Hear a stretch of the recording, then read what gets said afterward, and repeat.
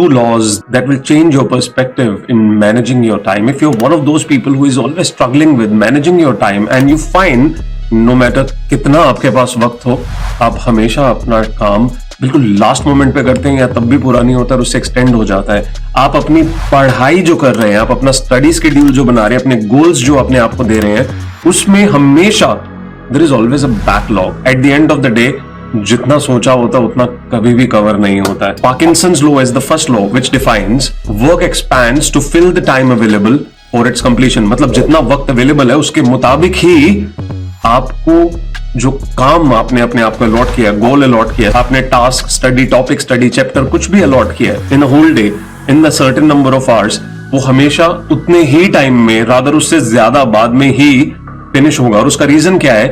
क्योंकि आपने अपने आप को एक टाइम दिया है तो आपका ब्रेन अकॉर्डिंगली वर्क करता है और वो आपको अलाउ करता है डिस्ट्रैक्ट होने में, आपको अलाउ करता है अपने आप को इस इधर उधर अनफोकस्ड वे में अपना टास्क कंप्लीट करने में। Condensation law which is exactly the opposite of Parkinson's law. Now what does this say?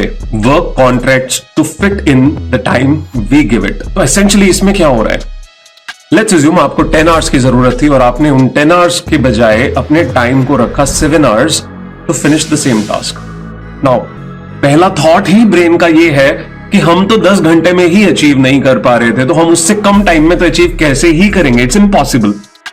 But that is exactly where the problem is.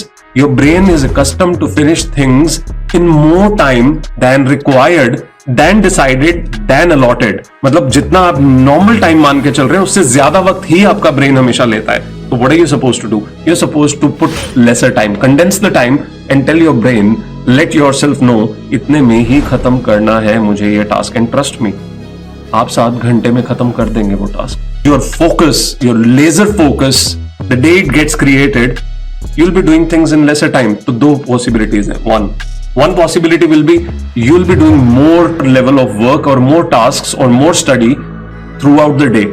अगर आपने जो 10 घंटे में काम करना था वो 7 या 6 या 5 घंटे में खत्म किया तो इसका मतलब 5 घंटे और है। Also दूसरी चीज मैं आपको बोल रहा था जो आप कर सकते हैं, you can simply enjoy, you can have more happy time with yourself, doing your hobbies, doing anything, having lesser friction with yourself in terms of you always being busy versus you having so much time to do so many more things.